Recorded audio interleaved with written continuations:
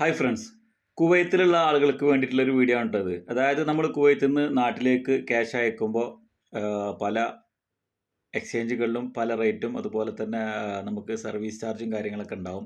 അപ്പോൾ നിങ്ങൾ സിദ്ദി അക്കൗണ്ട് ഉള്ള ഒരാളാണെന്നുണ്ടെങ്കിൽ, അതായത് വർബ ബാങ്കിൻ്റെ സിദ്ദി അക്കൗണ്ട് ഉള്ള ഒരാളാണെന്നുണ്ടെങ്കിൽ നിങ്ങൾക്ക് ഈ ഒരു സിദ്ദി അക്കൗണ്ടിൻ്റെ ആപ്പിലൂടെ സർവീസ് ചാർജ് ഇല്ലാതെ നമുക്ക് നാട്ടിലെ അക്കൗണ്ടിലേക്ക് പണം ട്രാൻസ്ഫർ ചെയ്യാനായിട്ട് സാധിക്കും. ഒരുപാട് വീഡിയോ ഞാൻ ചെയ്തിട്ടുണ്ട് ഇതുമായി ബന്ധപ്പെട്ടിട്ട്.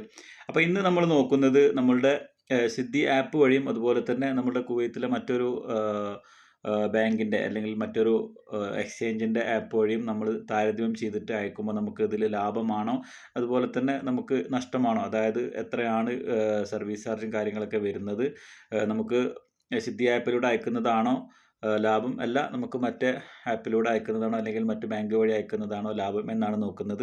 ഇത് ജസ്റ്റ് ഒരു താരതമ്യം മാത്രമാണ്. നിങ്ങൾ നിർബന്ധമായിട്ടും ഈ ഒരു വഴി സ്വീകരിക്കണമെന്ന് ഞാൻ പറയുന്നില്ല. നിങ്ങൾക്ക് ഓക്കെ ആണ്, കൺവീനിയൻ്റ് ആണ് എന്നുണ്ടെങ്കിൽ മാത്രം ഇത് യൂസ് ചെയ്യാം. അപ്പോൾ നമുക്ക് ഇത് രണ്ടും തമ്മിലൊരു താരതമ്യം ജസ്റ്റ് ഒന്ന് ചെയ്ത് നോക്കാം. വീഡിയോ പരമാവധി ആളുകളിലേക്ക് ഷെയർ ചെയ്ത് കൊടുക്കുക. വീഡിയോ ഇഷ്ടപ്പെടുന്നുണ്ടെങ്കിൽ ലൈക്ക് ചെയ്യുക, ചാനൽ സബ്സ്ക്രൈബ് ചെയ്യുക, അതുപോലെ തന്നെ പേജ് ഫോളോ ചെയ്യാം. കുവൈത്തിൽ നിന്നും നാട്ടിലെ അക്കൗണ്ടിലേക്ക് ക്യാഷ് അയക്കാനായിട്ടൊന്ന് ജസ്റ്റ് ഒന്ന് നോക്കുകയാണ് കേട്ടോ. അതായത് ഞാനിവിടെ സിദ്ദി അക്കൗണ്ട് വഴിയാണ് സർവീസ് ചാർജ് ഇല്ലാതെ ക്യാഷ് അയക്കുന്നത്. അപ്പോൾ അയക്കുന്ന സമയത്ത് നമ്മൾ മറ്റൊരു ബാങ്കിൻ്റെ ആപ്പുമായി അല്ലെങ്കിൽ മറ്റൊരു ബാങ്കിൻ്റെ റേറ്റുമായിട്ട് നമ്മൾ താരതമ്യം ചെയ്തിട്ട് അയക്കാൻ ശ്രമിക്കാം. അപ്പോൾ ഞാനിവിടെ അൽ അൻസാരി കുവൈത്ത് എന്ന് പറഞ്ഞൊരു ആപ്ലിക്കേഷൻ, സ്ഥിരമായിട്ട് പൈസ അയച്ചു കൊണ്ടിരുന്ന ഒരു ആപ്ലിക്കേഷനാണ്. ഇപ്പോഴും അയക്കാറുണ്ട് കേട്ടോ, ഇല്ലയെന്നല്ല പറയുന്നത്. അപ്പോൾ ആ ഒരു ആപ്പും അതുപോലെ തന്നെ നമ്മുടെ സിദ്ദി ആപ്പും തമ്മിലുള്ള ഒരു താരതമ്യമാണ് എന്ന് നോക്കുന്നത്. അപ്പോൾ ക്യാഷ് അയക്കാനായിട്ട് നോക്കുമ്പോൾ, അപ്പോൾ അതിനായിട്ട് ഞാൻ ആദ്യം നമ്മൾ അൽ അൻസാരി ആപ്പ് ഒന്ന് ഓപ്പൺ ചെയ്യാണ്.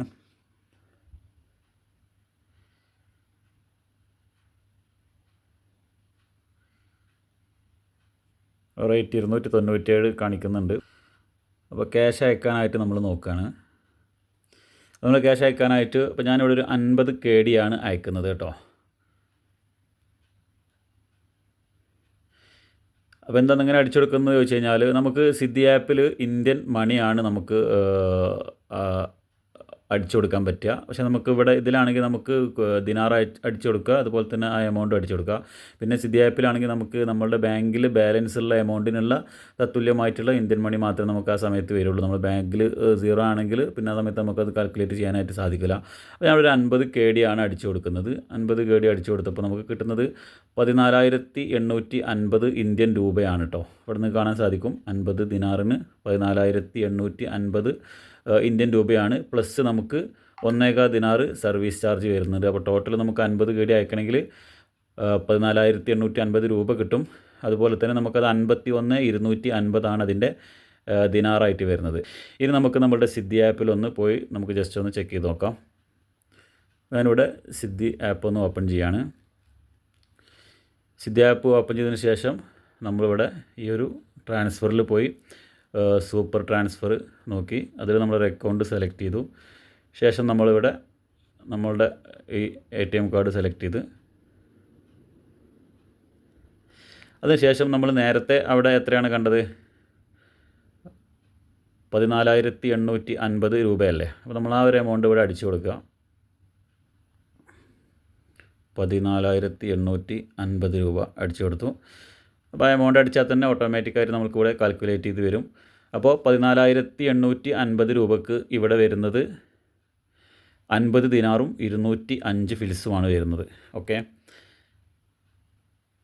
അതേ എമൗണ്ട് ഇന്ത്യൻ എമൗണ്ട് 14,850 രൂപ, ഇവിടെ വരുന്നത് 50 ദിനാറ് 205 ഫിൽസാണ് വരുന്നത്. ഇനി നമ്മളത് മറ്റേ ആപ്പിൽ നോക്കുകയാണെങ്കിൽ 50 ദിനാറിന് വരുന്നത് 14,850. പക്ഷേ നമ്മൾ സർവീസ് ചാർജ് അടക്കം 51,250 നമുക്ക് ഇവിടെ കൊടുക്കേണ്ടതായിട്ടുണ്ട്.